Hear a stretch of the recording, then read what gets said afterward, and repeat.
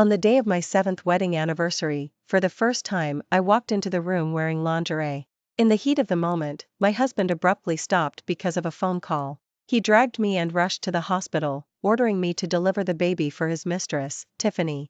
The doctor in charge of Tiffany's prenatal checkups asked, confused, "Mr. Marcus, why must your wife perform the surgery? Can your surgical skills compare to hers? This child will be the future heir of Vance. There can be no mistakes with the surgery. Also, if I find out anyone tells her that the child in Tiffany's womb is mine, you'll all be fired, and I won't go easy on you." But the late chairman had given her nearly half of the company's shares.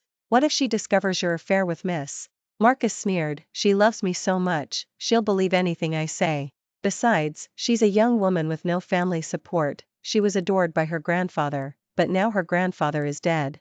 Who else can she rely on besides me? Even if I can't keep it a secret, what can she do?" I slowly lowered my hand poised to knock and turned to leave. Marcus could never have imagined that grandfather had given me a divorce agreement even before our marriage. If he cheated, all property would go to me. Later, Tiffany stood before me, her pregnant belly prominent, smiling radiantly. "Grace, I'm counting on you for my and Marcus's baby." I immediately turned and called my husband's arch-rival in business, my childhood sweetheart. "Ethan, would you consider a second marriage with me? All of Marcus's assets will be my settlement." "Grace, didn't I tell you? You're fully in charge of the company lately. I want to focus on being with Tiffany as she gives birth to my godson. Can you stop bringing every agreement to me? Can't you handle it yourself?" When I found Marcus with the agreement, he was feeding a peeled grape to Tiffany. Seeing me, he frowned slightly. "The last time I asked you to deliver Tiffany's baby, I said to be diligent. Don't try any tricks, got it?" I ignored Marcus's words, directly turning to the most important page of the agreement and placing it before him. "This agreement is very important. You need to read it carefully. This divorce agreement was drafted by grandfather before my marriage to Marcus. He worried that Marcus would betray me after his death, so before he passed away, he specifically had a lawyer notarize it. If Marcus were ever to truly be with Tiffany, all of the Vance family's assets would belong to me if we divorced." I thought Marcus would at least glance at it after I said that. But unexpectedly, he simply closed the asset transfer agreement and threw it back at me. "No need, there's no point in looking. We're husband and wife, you wouldn't hurt me, would you? Oh, by the way, Tiffany's due date is next month. You're solely responsible for her care before she gives birth. Postpone all other surgeries you have." My body stiffened abruptly, and I looked at Marcus in disbelief. I had only agreed to deliver the baby because, no matter what, the child in Tiffany's belly was of the Vance bloodline. Since I was taking all of Marcus's assets, and Tiffany had a high-risk pregnancy, no one else was confident enough to deliver the baby. It was to repay grandfather's kindness that I finally agreed. But now, Marcus actually wanted to push his luck. Not only did he hide that Tiffany's child was his, but now he was demanding that I wait on Tiffany? "I'm a doctor, not Tiffany's nanny," Marcus said, displeased. "Asking you to take care of Tiffany shows I value your ability. Don't be so ungrateful." My defiant attitude infuriated Marcus. He grabbed the glass of water from the table and smashed it at my feet. The splashing glass shards cut my calf, and pain spread through the wound. Tiffany pouted, shaking his arm. "Marcus, I want to eat an orange. Will you go buy it for me?" Marcus stood up and moved closer to me, harshly pinching my jaw, his G's sharp. "You have no say in this." With that, he slammed the door shut and left. I naturally didn't think Tiffany was genuinely trying to help me. As soon as Marcus left, she taunted, "Grace, your husband of 10 years treats you like this. You must be very upset now, aren't you?" Tiffany propped her chin on her hand, looking at me, her eyes filled with a triumphant smugness that didn't match her feigned innocent expression. Tiffany blinked and smiled, handing me the notebook from under her pillow. I didn't reach for it. Marcus had already signed the divorce agreement. I had no reason to stay and let Tiffany sicken me. Marcus's personal diary. "Don't you want to read it?" A teasing voice came from behind me. My movement stiffened for a moment, then quickly returned to normal. What kind of person was Marcus? A man whose word alone could make a company vanish from Riverside City in an instant, decisive and ruthless in business. Would he write a diary for a woman? I didn't believe it, but still placed the diary in my hand. My eyes involuntarily settled on the words on the page. "On our wedding anniversary," he wrote, "Tiffany is pregnant today. I believe I will be the best father in the world. On Arthur's death anniversary." He wrote, "Tiffany's ultrasound report already shows a tiny embryo. I can't wait to meet Maya and Tiffany's little baby asterisk on the day I fainted after my surgery, he wrote, asterisk Tiffany has severe morning sickness.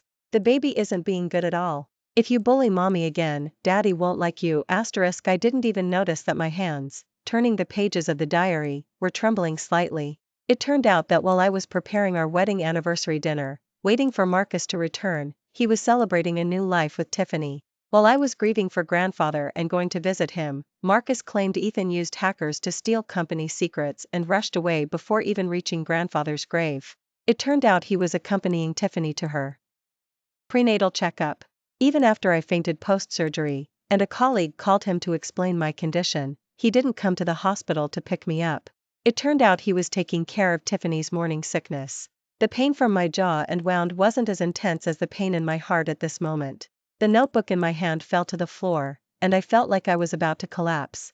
I was completely unaware of anything Tiffany said afterward, only those gut-wrenching words echoed in my mind. I returned to my office, distraught. As soon as I sat down, I received a text message from Ethan. Grace, finally realized I'm better than that jerk Marcus, didn't you? But I was desperate to know if the notebook was genuine. Ethan, on grandfather's death anniversary, did you hack into Marcus's company system? As soon as I sent the text message, Ethan's phone call came through. I'm not an ungrateful wretch. Even if I don't think much of Marcus, I know exactly how grandfather treated me back then. Ethan, wouldn't do such a thing. Ethan's answer made my heart sink into an icy abyss. For a moment, I felt a sense of panic, followed by a surge of hatred. Who should I hate? Marcus? Tiffany? But ultimately, all the hatred came down to Marcus not loving me. Ethan's lazy voice interrupted my thoughts. Shall we get a marriage license tomorrow? I already have the marriage license documents with me. After telling Ethan that getting a marriage certificate would have to wait until I finalized my divorce, I returned to the office, only to accidentally overhear her conversation with Marcus in the hallway. I'm sorry, Tiffany, that you're in such a difficult position. I'll propose to you after the baby's first month. I swear, I'll give you the most lavish proposal ceremony in Riverside City. Tiffany cooed, leaning into Marcus's arms. Marcus, you're so good to me. No matter what my status, I'm willing to stay by your side. But if I move into the house like this, won't Grace be angry? Why? I only heard Marcus scoff. The position of Mrs. Marcus should have been yours. If Arthur hadn't forced me to marry Grace, I wouldn't have given her a second glance. I want everyone in Riverside City to know that our child is the sole heir of Vance. I slid down the wall, helpless, a dull ache in my heart. After instructing the nurse to convey the surgical risks to Tiffany, I took the asset transfer agreement and found a lawyer. After several hours of discussion, I dragged my exhausted body home, only to see Tiffany in the first-floor lobby directing Martha to continuously throw things into trash bags. Several large bags had already been filled. Throw away everything in Grace's room. Don't leave a single item. I walked over the mess on the floor and noticed Martha about to throw a ceramic plate into a trash bag. At that moment, my heart leaped to my throat. Stop! I shouted, stopping Martha's action, and hurried over, trying to take the ceramic plate. But another hand took it. Tiffany looked down at me, her mouth full of triumph. When she saw my gaze fixed on the ceramic plate, she slowly lifted it into the air. No! I cried out, my eyes wide with rage, reaching out to grab it. But in the end, Tiffany released it with a triumphant look, and it shattered into fragments before me. I looked at the fragments in disbelief, and as tears instantly welled up, I slowly knelt to the ground. That was the last birthday gift grandfather gave me. I had wanted to take it with me, but I never imagined it would be destroyed by Tiffany like this. Sadness, anger, and rage instantly flooded my heart. I looked up, meeting Tiffany's eyes. Why? Facing my bloodshot eyes, Tiffany said disdainfully, because such trash doesn't deserve to be in Maya and Marcus's house, of course. You. In my grief and indignation, my teeth unconsciously bit my lip, and the metallic taste of blood instantly filled my mouth. I closed my eyes, then bent down to pick up the fragments, but a foot suddenly stomped on my hand, the pressure continuously increasing. The fragments pierced my palm, and the pain made me instinctively want to pull my hand back. Tisk, Grace, are you angry? Why aren't you angry anymore? Grandpa's gift to you was shattered by me, and you're not angry. What did you say? I glared at Tiffany, trembling all over. So you knew who gave this to me? Of course I knew. Marcus told me a long time ago. Tiffany blinked cunningly and stuck out her tongue at me. But what can you do about it? After all, that old geezer's dead. What, you expect him to stand up for you now? Ignoring the wound on my hand, I stood up and harshly pinched Tiffany's arm. Drops of blood fell from her arm. Shut up. Shut up. Apologize to my grandfather. Tiffany sneered, shaking off my hand, her face incredibly smug. Why should I apologize? If that old thing hadn't broken us up and forced you on Marcus, who knows who Mrs. Marcus would be right now? Apologize. You have no right to call him that dead man. I shouted, raising my hand to grab Tiffany's arm again, but she leaned back just as I was about to reach her, feigning a fall. A hand appeared just in time to steady her, then pulled my head and slammed it against the wall. Grace! How dare you push Tiffany? As my vision went black, Marcus's snapped reprimand rang in my ears. I slid down, and he grabbed my head again, trying to bash it against the ground. Apologize. Apologize to me. You should be grateful Tiffany didn't fall, otherwise, if the child in her belly had been hurt, it wouldn't be as simple as just an apology. He looked at me as if I were a dog, then harshly threw me aside. Now go patch yourself up. If anything goes wrong with Tiffany's surgery, a few lives wouldn't be enough to compensate. The metallic taste of blood in my mouth brought me back to my senses. I got up from the floor and met his eyes. Marcus, however, didn't look at me. He directed several workers to move a photo frame into the room. Marcus, is it our wedding photo? Tiffany ran over in surprise, tearing open the foam wrap covering the frame. At first glance, I saw the two figures with clasped hands in the photo. Marcus's tender gaze towards Tiffany was undoubtedly the last straw that broke me. Not even divorced yet, and you're so eager for me to vacate my spot for her? I laughed hysterically. Though I was laughing, tears streamed from the corners of my eyes. I knew I must look ridiculous, but I still wanted to ask Marcus the question I'd wanted to ask for 10 years. Marcus, I ask you, in all these years of our marriage, did you ever truly love me, even for a moment? Did you? Marcus's cold eyes fixed on me, and he curled his lips into a sneer. Never. Not even a tiny bit. Only has ever been in my heart, from the day I met her, only her. Fine. Marcus, once the baby is safely delivered, I will leave this place. Marcus frowned and said, who gave you permission to leave? Then he immediately arranged for me to be tied up. Throw her in the storage room, don't let anyone know. If she tries to run, break her legs, just don't kill her. Marcus turned and left without a hint of remorse. After all my communication devices were confiscated, I was locked up. I don't know how long I stayed in the darkness, a week, 2 weeks, perhaps a month, until I finally saw light. It was Marcus's assistant. Mrs. Marcus, please get ready. There's an important banquet tomorrow that you need to attend. He handed me an exquisitely made red gown. I endured the sharp pain and asked, what banquet? The assistant hesitated, then spoke. Tomorrow, Mr. Marcus is going to propose to Mississippi. He cautiously watched my expression. Seeing my silence, he nervously added, but, Marcus, don't worry, Mr. Marcus has arranged everything. He won't divorce you. I looked at the dress with sarcasm and said coldly, if he doesn't divorce me, bigamy is illegal. The assistant chuckled, Mrs. Marcus, you don't need to worry about that. Mr. Marcus has found a solution that satisfies both. He just needs to give Miss a proper title. Mr. Marcus still loves you. The procedures abroad have already been completed, he can have 2 wives. Hearing this, all I wanted to do was laugh. What a perfect solution that satisfies both. He won't kick me out? Ha ha ha ha ha, so I should thank him for giving me a chance to stay by his side. I agreed verbally, intending to lower the assistant's guard. Then I'll pick you up tomorrow. You should rest well tonight. The assistant cast a scrutinizing glance at me, then left. Only after confirming his departure did I endure the pain and dial Ethan's phone, telling him to find an opportunity to get me out of the Vance residence tomorrow. He had been frantically searching for me. On the day of Marcus's proposal, the venue was adorned with flowers and white drapes. Under everyone's expectant gaze, Tiffany appeared gracefully in a beautiful wedding gown. Marcus held a bouquet of flowers, his brows deeply furrowed as he looked back for a long time. Only when Tiffany urged him did he turn, kneeling solemnly before her. A diamond ring was presented to Tiffany. But the crowd noticed that Marcus's face didn't show much joy.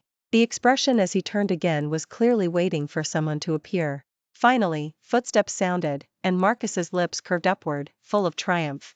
But the next second, the security guard responsible for bringing me to the venue rushed in, ignoring the ceremony, and urgently interrupted Marcus. Mr. Marcus. This is bad. Mrs. Marcus is gone. I've gotten you a long leave from your job.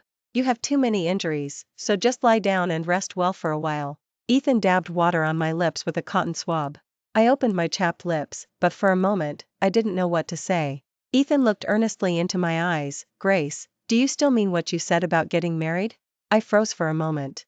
I had only contacted Ethan in a fit of pique after being provoked by Marcus and Tiffany. I coughed awkwardly, forcing a dry laugh. I'm sorry. I used you before to make Marcus jealous, but you don't have to take it seriously. Ethan, however, bent slightly, leaning close to my ear and whispering, but what if I did take it seriously? The lingering tone carried a hint of intimacy that brushed my ear, and I felt my body temperature begin to rise.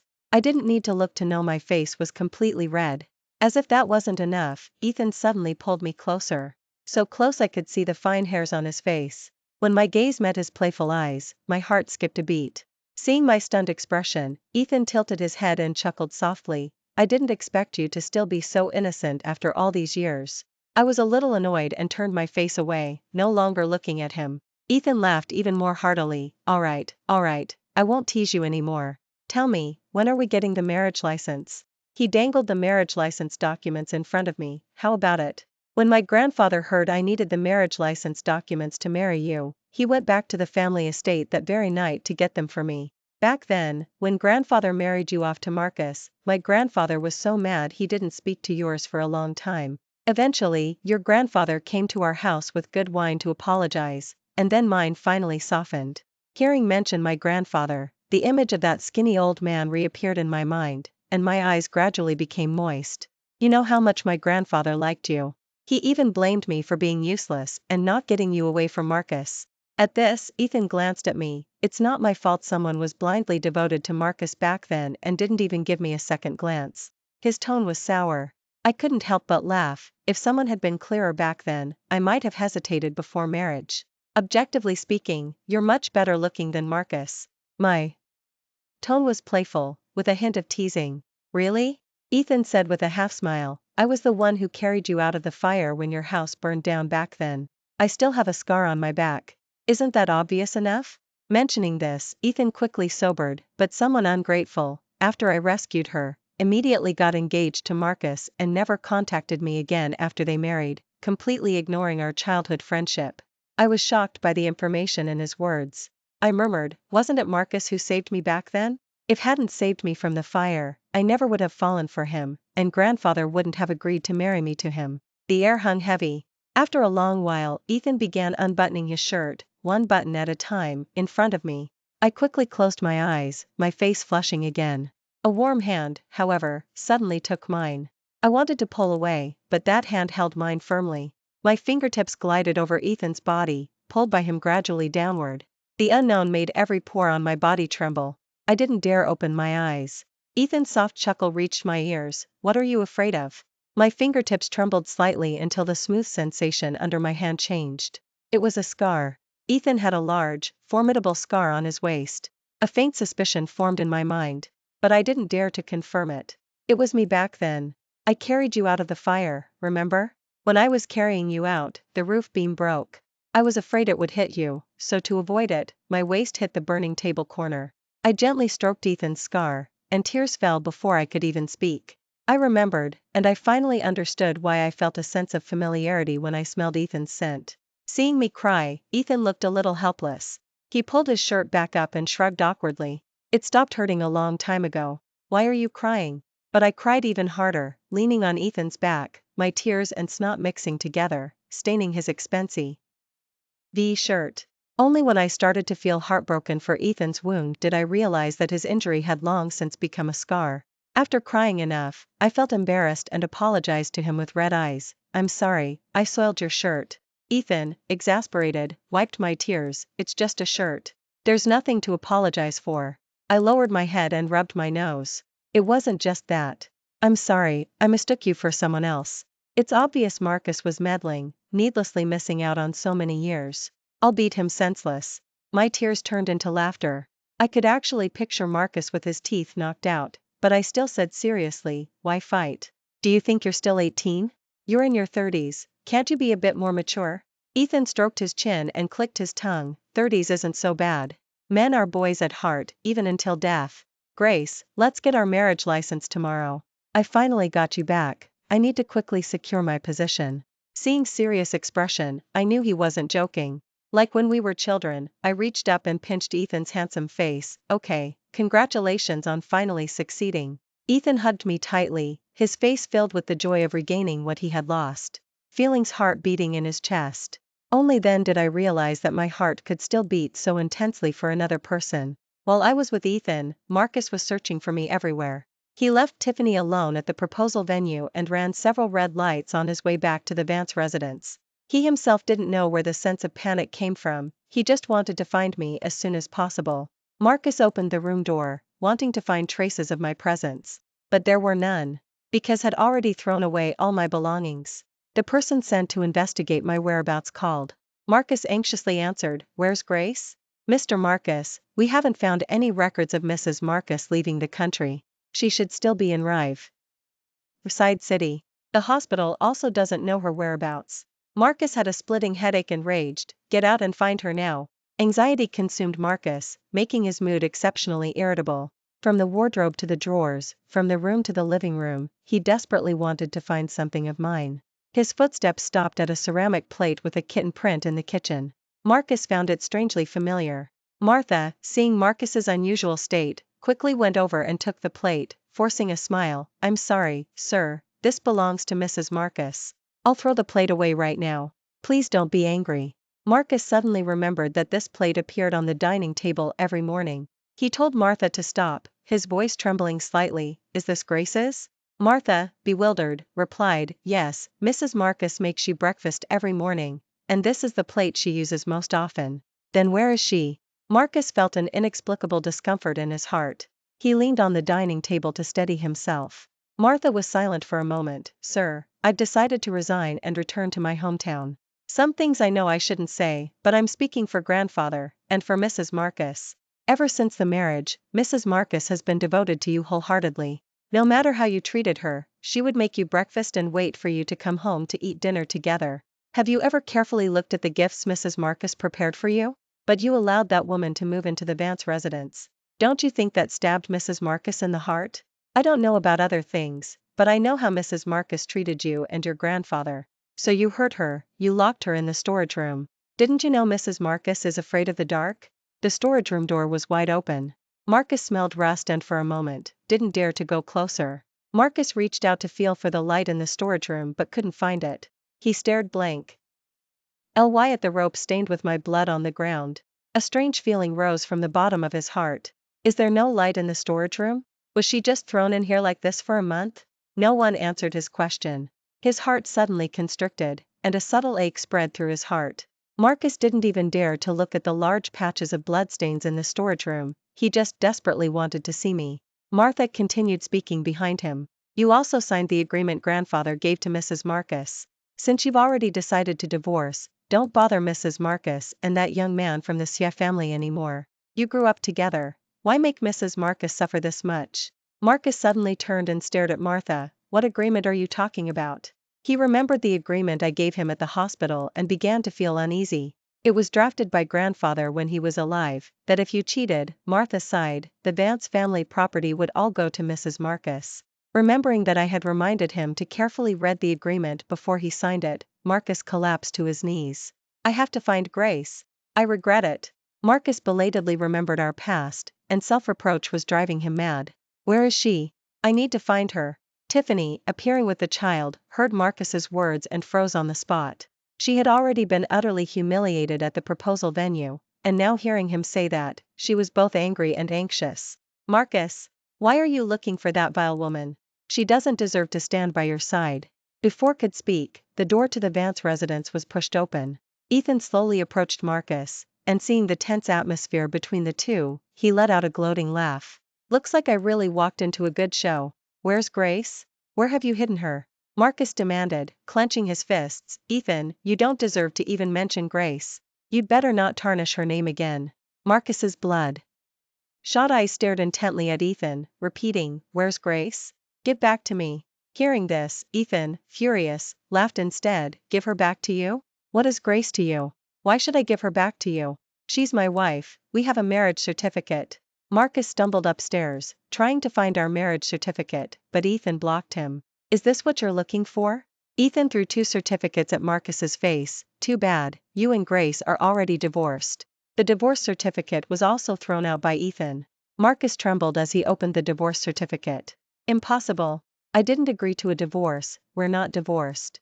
Seeing self-deceptive appearance, Ethan sneered. Have you forgotten? That agreement Grace asked you to sign when you were with that hussy at the hospital. Marcus still shook his head in disbelief. Impossible. Grace loved me so much, how could she have thought about divorcing me so early? Ethan scoffed. Love? Do you deserve to say the word love? You were sickly, Grace only went to medical school for you, after the college entrance exam. Do you know how hard she worked? You wanted to stay in Riverside City, so she gave up the opportunity to study abroad. And what about you? You looked down on Grace, and you looked down on her work. In 10 years of marriage, did you ever once go with Grace to visit her grandfather? Don't forget. If it weren't for Grace's grandfather, you couldn't even lay a finger on her. I carried Grace out of the fire back then and told you to quickly take her to the hospital, yet you dared to claim you were the one who saved her. Do you know that because of your selfishness, Grace and I needlessly missed out on so many years? Grace should never have been your wife. Ethan naturally knew what would hurt Marcus most. He used his sharp tongue to tear apart their facade, aiming for the most vulnerable spot. He couldn't resist punching Marcus again. Why? Do you know that the day I took her away, she didn't have a single uninjured spot on her body? What beastly thing did you do to her? You get her and then don't cherish her. Trash like you shouldn't even be alive. Do you know why I constantly opposed you after taking over Sia? Because you stole Grace, who rightfully belonged to me. As proud as Marcus was, he actually pleaded with Ethan one day. Ethan, please, give Grace back to me. Marcus's voice choked with sobs. I won't treat her like I used to. I know how good Grace is now. She still loves me, right? Ethan, however, found it laughable. Since you won't give up, then let Grace tell you herself. Ethan put the phone on speaker. I listened to everything that had just happened, my heart feeling completely calm. Marcus grabbed Ethan's phone. Grace, I truly know I was wrong. Please come home, okay? I'm waiting for you at home. I know everything you did. I don't ask you to forgive me, but please, don't leave me. Marcus pleaded. I had longed for this day countless times, hoping Marcus would change his mind. I waited, and now that day had truly come, but I realized I no longer loved him. Marcus, you know, if you had woken up a little earlier, perhaps everything could have been salvaged. Marcus's eyes filled with surprise when he heard my words, thinking there was still room for a turnaround. I slowly said, but it's too late. I don't love you anymore. Perhaps I only loved the version of you I imagined, the imagined boy who carried me out of the fire. But that wasn't you. Marcus urgently interrupted me. Grace, I can do anything else for you. I will compensate you 1,000, 10,000 times over. Please, don't be so heartless, okay? But I don't need it anymore, I said with a bitter smile. I don't need your compensation. Grandfather's kindness to me has already offset everything you did to me. Marcus, I don't hate you anymore, because I found something more worthwhile to do than hate you. Marcus was ashen-faced, not even noticing the tear stains covering his face. I found the boy who carried me out of the fire. Ethan and I are married. Ethan took the phone away. All strength seemed to drain from Marcus's body. He sat there stunned, still unable to believe what I had said. Unable to believe I would marry Ethan. Someone must have already told you about the agreement. For the sake of us growing up together, I won't make things difficult for you. You and that hussy, take your child and get out of here as soon as possible. Tiffany listened to Ethan's and Marcus's conversation, and her shock was overshadowed by anger. Marcus, what spellbound potion did that vile woman give you? Ethan noticed Tiffany's presence and, remembering my injuries, signaled to the bodyguards behind him. Grab that woman. Tiffany's child was taken away, and 2 bodyguards restrained her. Tie her hands and feet, lock her in the storage room. Keep an eye on her, just don't let her die. Ethan gave her a taste of her own medicine, intending for Tiffany to repay me 1,000, 10,000 times over. Tiffany still couldn't believe any of this was happening. She shrieked, calling Marcus, Marcus, how can you let him bully me like this? Marcus looked at Tiffany, distraught, and remembering everything he had done to me because of her, his heart was heartbroken beyond measure. I won't do anything to you, because for you now, living is a more agonizing punishment. Ethan handed the child to Marcus. Keep him by your side. You must remember, every moment, that because you kept this child, Grace left you forever. Ethan acquired Vance, and the old Vance family estate, the place that brought me so much pain, was also sold by him. Tiffany was locked in the storage room for several months and was mentally unstable when she was released. I visited her once, clutching a pillow and singing lullabies in the hospital room. Although she couldn't recognize people, the moment she saw me, she still rushed at me, muttering threats about killing me. Marcus vanished, leaving the child at the Vance residence. To repay grandfather's kindness, I found a good family to raise the child. The grudges of the previous generation should not be borne by the child. And I finally conceived my baby with Ethan. Ethan's entire family treasured me, and Ethan himself became a hands-off manager, staying by my side and not going anywhere else. Ethan was dedicated to prenatal bonding activities, talking to the baby in my belly every night. The day I felt labor approaching, Ethan wore 2 different shoes when he took me to the hospital. When I came out after a smooth delivery, he was still hugging me, crying with snot and tears. "Grace, let's just have this one, okay? I don't want a daughter anymore, not even one." I weakly punched him. "Dream on," I said, still wanting a daughter.